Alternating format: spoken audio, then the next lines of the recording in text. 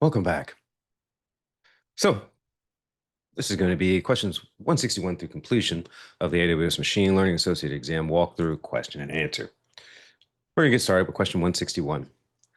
A data science team is working with a data set containing 100 million records. They need to perform exploratory data analysis, including calculating statistics, identifying outliers, and creating visualization. Which service is most appropriate? SageMaker Data Wrangler, Glue DataBrew, QuickSight, or Athena with visualization tools? All right. B, Glue DataBrew is designed for large-scale data profiling. It handles 100 million records efficiently. It's automatic statistical analysis and profiling. It has a built-in outlier detection, visual data quality reports, a no-code interface for exploration, scales automatically for large data sets, and creates data quality rules. All right, why are the other options wrong? So Data Wrangler is better for smaller data sets. QuickSight is a business intelligence tool, not for data profiling. And Athena is a querying service, and it requires manual setup. 162. An engineer needs to perform hyperparameter tuning for deep learning models. Each training job takes 8 hours. The budget allows for only 30 total training jobs. Which tuning strategy will find the best hyperparameters most efficiently? Grid search, random search, Bayesian optimization, or manual tuning? Bayesian optimization. This learns from previous trials. It's most efficient for expensive training jobs, at 8 hours each. It intelligently selects next hyperparameters. It typically finds good results in 20 to 30 trials, and it balances exploration with exploitation. It's the best choice when budgets are constrained. All right. So you have the process will show that you train with initial hyperparameters, build probabilistic models, select the most promising next parameters, train and evaluate, update the model, and repeat. And you can see the grid comparison. Grid tests predetermined grid, so it may waste. Random is 30 random trials. And then Bayesian, it learns and improves. Why the other options are wrong?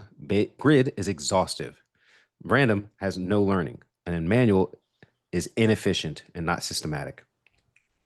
Question 163. Company wants to detect drift in production model predictions. The model predicts customer churn to binary classification. Ground truth labels are available 30 days after prediction. Which monitoring approach should be implemented? Data quality monitoring, model quality monitoring, feature attribution drift, prediction distribution monitoring. B, so model quality monitoring. So this compares predictions to actual outcomes. It can handle delayed ground truth, 30 days. It measures prediction accuracy over time. It detects model performance degradation. It provides actionable metrics, so precision, recall, F1. And it's most relevant for detecting true model drift. All right, so you can see some more features, requires ground truth, measures actual predictions, detects performance degradation, and triggers retraining. Why are the other answers incorrect? So data quality only doesn't measure for prediction. Feature attribution is for explainability, not drift. Prediction distribution is a proxy metric, so it's not as accurate as ground truth comparison. 164. A financial services company must ensure that training data containing PII is never stored in plain text.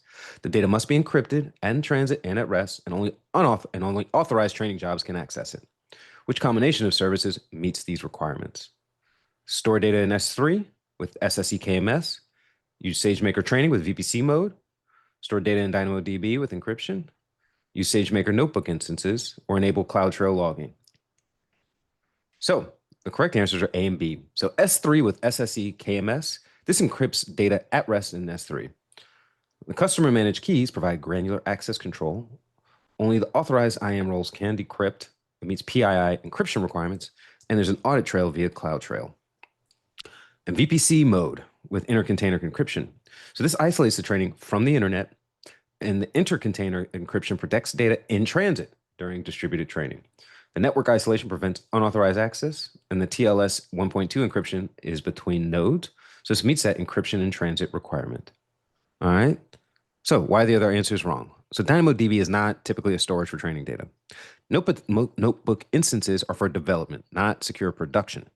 And CloudTrail is for logging, not encryption or decryption. 165. A model deployment requires A/B testing where 80% of traffic goes to model A and 20 to model B. The company wants to gradually shift to 100% Model B if performance is better. How should this be done in SageMaker? Deploy 2 endpoints and use a load balancer. Use production variants with traffic distribution. Use shadow deployments. Deploy models in different accounts. So production variants allow multiple models on one endpoint. The traffic weights are configurable, so you can do 80/20, then shift. You can dynamically update weights without redeployment. You can monitor metrics per variant. You can have an easy gradual rollout going 80/20, 60/40, 40/60, 0/100. And it has built-in A/B testing support. Below that, you can see an implementation for this. Then we can go, why are the other options wrong? So the application load balancer is too complex and it's not native to SageMaker. Shadow is for testing only, not production. In different accounts is unnecessary isolation and very complex to set up. 166. The company has a data set with 1 million rows and 500 features. Training is taking too long. The engineer notices that many features are highly correlated. What should be done to reduce training time while maintaining model quality? Use all features with L1, randomly remove 50% of features, apply PCA for dimensionality, increase the learning rate. C, PCA. This reduces correlated 500. PCA reduces correlated 500 features to fewer uncorrelated components. It can reduce to 50 to 100 components while retaining 95% variance. It removes redundancy from correlated features. There's faster training with fewer features. It maintains model quality by preserving information. It's mathematically optimal dimensionality reduction. So what are the benefits? Handles that multicollinearity, reduces training time, often improves model performance, and reduces overfitting. So you can see the results, 500 features to 100 principles. Training time can be 5 times faster, and the model quality is maintained or improved. Why are the other options wrong? So regularization can help, but not reduce dimensionality. Random removal may remove important features, so it doesn't optimize. And higher learning rate may prevent conversions, so it will reduce quality. Question 167. An engineer is building a real-time fraud detection system. The model needs to make predictions within 100 milliseconds. The current model takes 500 milliseconds per prediction. Which optimization will most likely reduce prediction latency? SageMaker Neo to compile, increase the endpoint instance size, use batch predictions, add more endpoint instances. A, SageMaker Neo compiles models for specific hardware. It can reduce inference latency by up to 2 times. It optimizes model operations for target hardware. It reduces model size and memory footprint. There's no code changes required. And it supports multiple frameworks like TensorFlow or PyTorch and more. So the Neo optimization would be an operator fusion, a memory optimization, hardware-specific code generation, and then you should see that decrease. All right, so why are the other options wrong? So larger instance can help, but Neo is better at optimizing. Batch predictions can increase throughput, but not individual latency. And more instances can increase capacity, but doesn't reduce per prediction latency. 168. A company wants to ensure reproducibility of machine learning experiments. Every training run should be traceable to specific code versions, data versions, and hyperparameters. What combination provides the best solution? Choose 2. Version control code in Git, SageMaker lineage tracking, all artifacts stored in S3 with timestamps, CloudWatch logs, manual documentation, and spreadsheets.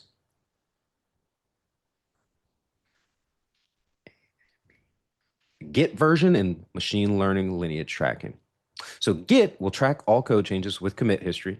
It associates code version with each training run. It enables rollback to a previous version. There's a standard development practice, and it integrates with your CI/CD pipeline.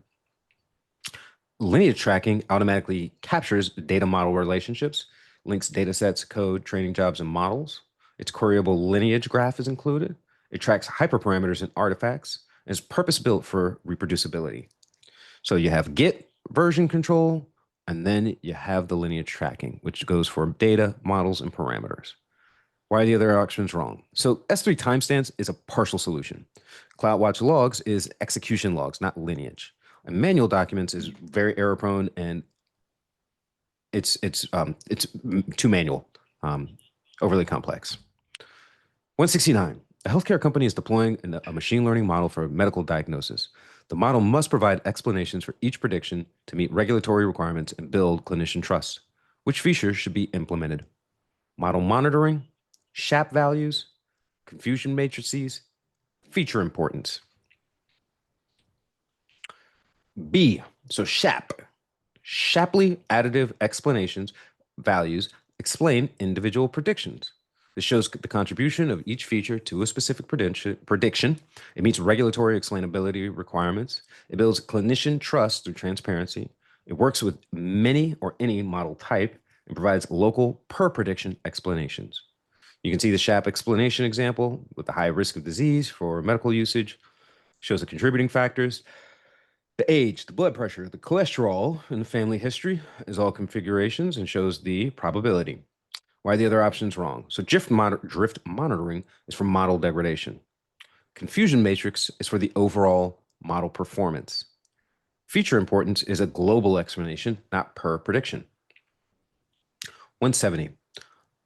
A pipeline processes data, trains a model, and deploys to production. The pipeline should only deploy if model accuracy exceeds 90% on the test set. Which SageMaker feature enables this conditional deployment? SageMaker pipelines with condition steps, step functions with choices, lambdas with conditional logic, SageMaker experiments with manual approval. A, so SageMaker pipelines with conditional steps is native.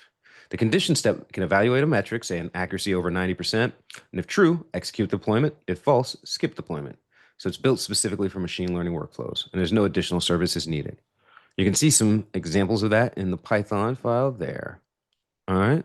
Why are the other options wrong? So step functions works, but is general and not specified to machine learning. Lambda is too custom, so it has more operational overhead. And in the manual approval, again, operational overhead. Question 171. A company needs to process streaming IoT sensor data in real time and make predictions using an ML model. The data arrives at variable rates between 100 and 10,000 records per second. What architecture provides the most scalable solution? Kinesis data streams to Lambda to SageMaker endpoint, SQS to EC2 to SageMaker endpoint, S3 to Glue to SageMaker batch transform, DynamoDB streams to step functions to SageMaker endpoint. Ooh, that's a good one. Yeah, so Kinesis data streams handles a variable throughput, 100 to 10K records per second. It automatically scales with data volume. The Lambda processes records in real time with auto scaling. The SageMaker endpoint provides low latency predictions. There's end-to-end real-time streaming pipeline. This handles spikes automatically. So you can see the architecture flow of IoT sensors to Kinesis streams to Lambda with auto scale to SageMaker endpoint, and then you get your results. Why are the other options incorrect? So SQS and EC2, so this requires manual scaling with EC2. It's not as dynamic as Lambda. S3 and Glue is for batch processing, not real time. And DynamoDB streams is for database changes, not IoT sensor streams. Question 172. A machine learning model shows 95% accuracy on the test set, but only 70% accuracy in production. Investigation reveals that production data has different characteristics than training data. What is this problem called, and what is the solution? 172 answers. Overfitting needs regularization. Data drift, retrain the model with recent data. Underfitting, increase model complexity. Class imbalance, use oversampling. So data drift occurs when production data characteristics change from training data. So the model trained on an old distribution performs poorly on a new distribution. So the solution, retrain with the recent production data that reflects new patterns. Update the model to learn the current data characteristics. Implement continuous monitoring and retraining. So data drift indicators. So a good test of performance would be in a poor production performance. All right. Statistical distribution changes, feature value ranges shift, and new patterns emerge. Why are the other options wrong? So overfitting would show poor test performance. Underfitting would also show that. And class imbalance would affect both test and production equally. 173. A company wants to deploy a machine learning model that processes sensitive financial data. The model must run in an isolated environment where the data never leaves a secured enclave, even from AWS operators. Which solution meets these requirements? SageMaker training in VPC mode, SageMaker AWS Nitro enclaves, SSE KMS encryption, or in a private subnet. So that's B. So Nitro enclaves provides an isolated compute environment. So data process is encrypted in encrypted memory inaccessible to operators and AWS. There's cryptographic attestation to ensure only authorized code runs. It meets the strictest confidential computing requirements. There's no one, including AWS, that can access the data during processing, and it's perfect for highly sensitive financial data. So what does that security include? Isolated CPU and memory, no persistent storage, no interactive access, cryptographic verification, and the data remains encrypted in the enclave. Why are the other options wrong? So VPC mode is network isolation, but data is still accessible. SSE KMS is encryption at rest. Private subnet is network isolation as well. 174. A healthcare company is automating the deployment of an ML solution to predict patient health risks. The engineer needs to use CloudFormation to define a model that will be hosted on SageMaker endpoint and serve real-time inference requests. What solution should the engineer create in the CloudFormation template to address the requirement? SageMaker model to specify the model, including the artifacts and inference container. SageMaker endpoint config to define the configuration for SageMaker endpoint without the specific model. EC2 instances to host the model manually and handle inference. SageMaker endpoint to define the SageMaker endpoint that will host the model.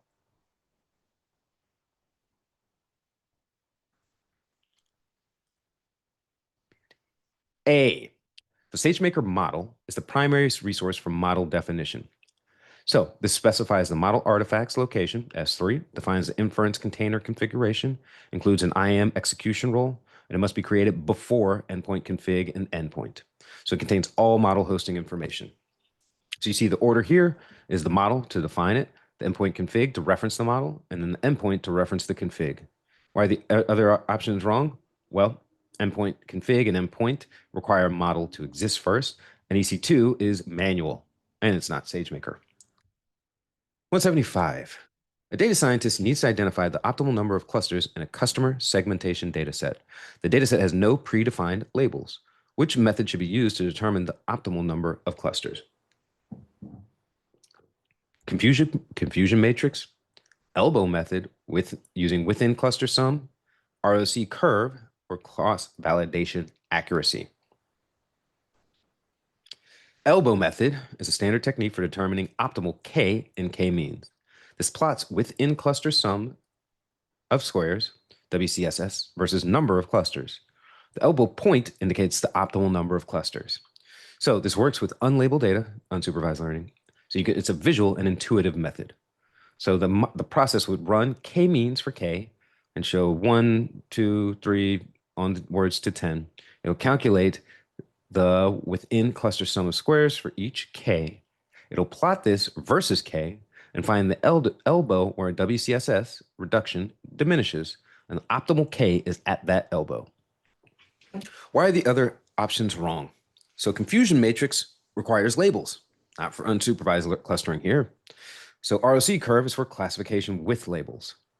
And cross-validation requires labels. All right. 176. An ML engineer is implementing a CI/CD pipeline for ML models. The pipeline should automatically test model performance before deployment and rollback if performance degrades. Which AWS service combination achieves this? Choose two. Code pipeline, SageMaker pipelines, code build, S3, or CloudFormation.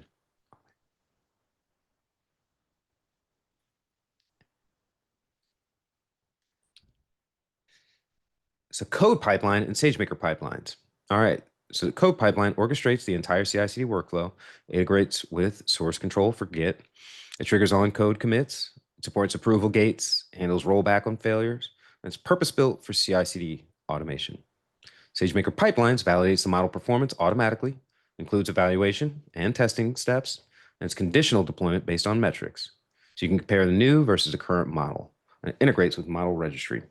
It's machine learning specific validation logic. So you see the CI/CD flow has code commit to code pipeline to SageMaker pipeline. It trains and tests. Then there's a conditional deploy or rollback if needed. So why are the other options wrong? So code build is for building. not validation. S3 is for storage, and CloudFormation is for infrastructure, not model testing. So 177, a machine learning model has high accuracy on the training data, but low accuracy on the test data. The engineer needs to efficiently explore different hyperparameter configurations to improve performance. Which solution will help? Pre-trained models without tuning, perform feature engineering to eliminate the hyperparameter optimization, SageMaker's built-in support for automatic hyperparameter tuning, or custom Python code.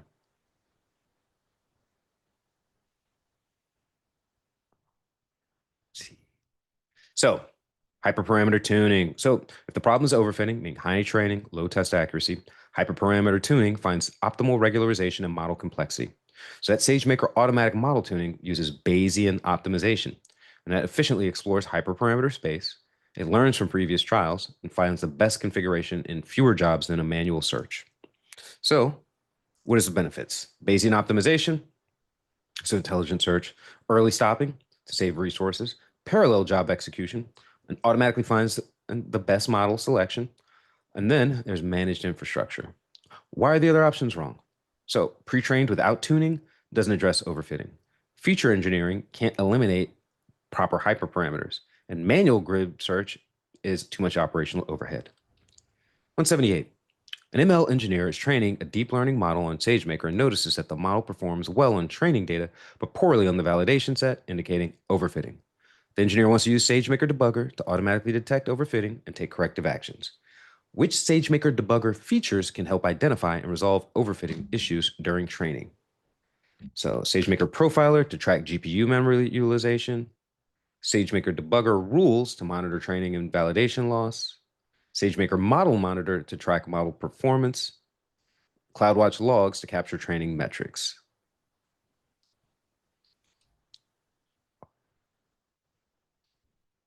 B, debugger rules. All right, so SageMaker debugger has built-in rules for overfitting detection, monitors training and validation loss in real time. It triggers alerts when divergence is detected, so that overfitting pattern. It can automatically stop training or take corrective actions, and is purpose-built for this exact use case with no manual intervention needed. Debugger overfitting detection. There's overtraining rules, so you can detect when validation loss increases. The loss not decreasing rule identifies a plateau. There's an automatic action, so you can stop jobs, send an SNS alert, and there's real-time monitoring during training. So why the other options wrong? Profiler is for resource utilization. Model monitor is for production drift, and CloudWatch is for manual analysis. 179. The company has a data set with customer transaction records. The company wants to identify unusual patterns that might indicate fraudulent activity. The company has no labeled examples of fraud. Which approach is most appropriate? Supervised classification with binaries, unsupervised anomaly detection, reinforcement learning, supervised regression.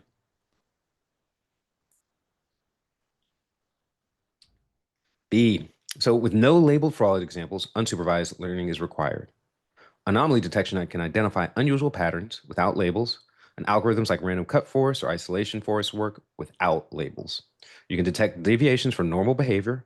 It's suitable when fraud patterns are unknown or revolving, and you can identify new types of fraud.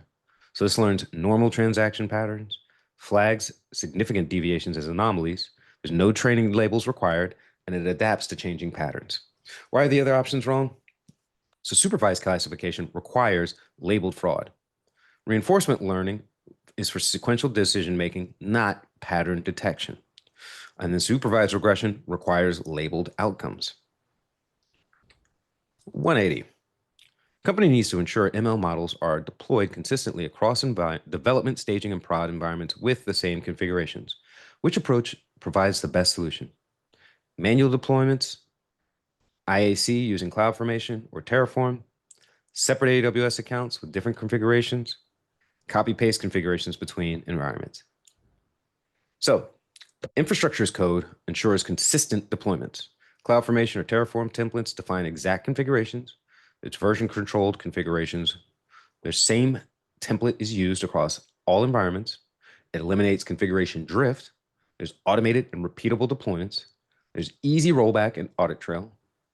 What are the benefits? Consistency across environments, version control for infrastructure, automated deployment, reduced human error, and documentation as code. Why are the other options wrong? So manual scripts are error prone and can be inconsistent. Separate accounts doesn't ensure configuration consistency. It was in the answer. Copy paste is a manual process with a higher error risk.